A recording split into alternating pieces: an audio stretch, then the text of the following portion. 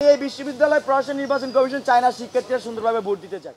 বিশ্ববিদ্যালয় প্রশাসন বা নির্বাচন কমিশনের কি এমন সমস্যা আমরা জানি না। আমরা ইতিমধ্যে তাদেরকে প্রস্তাব দিয়েছি, তারা শুনেন নাই। তারা বলেন যে তারা যে লজিকটা দিয়েছেন এটা আসলে আমি আপনাদের সামনে উপস্থাপন করতে চাই। সেটা হচ্ছে যে ভোট গণনার মেশিন সেটা স্বল্প, সেজন্য তারা কেন্দ্র কম করতেছে। আরে ভাই, আপনি যদি কার্জনের মেল বিল্ডিংয়ে ভোট নিতে পারেন তাহলে ভোটার ডিপার্টমেন্টে নেন, একই তো। এখান থেকে এখানে 10 মিটার পার্থক্য, কিন্তু না, তারা ওই বিল্ডিংয়েই নিবে এবং ওইখানে 3টা হলকে দিবে। তারা তাদের সিদ্ধান্ত চেঞ্জ করে নাই।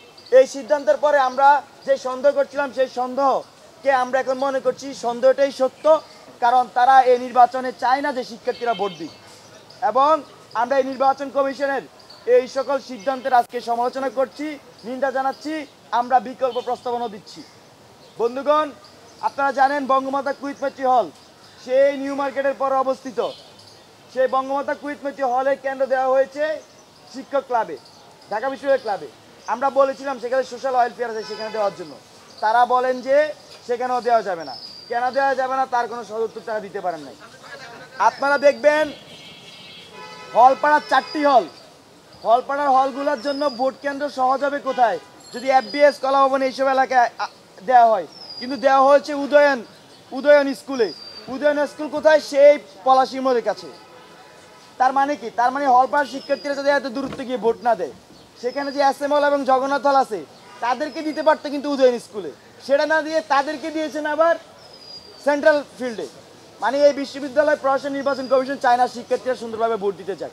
এটা খুবই স্পষ্ট, কারণ আমরা যখন প্রথমবার দাবি জানিয়েছিলাম তারা বলেছিলেন যে আমরা বিবেচনা করছি, আমরা করব, এবং আমরা এটা ইচ্ছাকৃতভাবে করি নাই। আমরা সহজ সরল মনে তাদেরকে বিশ্বাস করেছিলাম, কিন্তু তারা সেই বিশ্বাসে ভঙ্গ করেছেন। তারা স্পষ্ট করেছেন তারা ইচ্ছাকৃতভাবে আসলে চায় না, তারা ইচ্ছাকৃতভাবে এটা করছে, তারা চায় না শিক্ষার্থীরা ঠিকঠাকভাবে ভোট দেয়। বন্ধুগণ, আমরা দেখবেন এখানে IML আছে। IML এ চাইলেই শামসুন্নাহর হলকে দেওয়া যেত, কিন্তু শামসুন্নাহর হলকে দিয়েছে আবার ইউল্যাবে। মানে এগুলা কোনো, আমি জানি না কোনো অর্থ বহন করে কিনা, কেন তারা এমন করছেন। আমরা বিকল্প প্রস্তাব দিচ্ছি। আমরা মনে করছি কার্জন এলাকায় শহীদুল্লাহ হল এবং ওমর একুশ হল এগুলোকে চাইলে যে নতুন যে 22 তলা বিল্ডিং হয়েছে সেখানে দিতে পারে।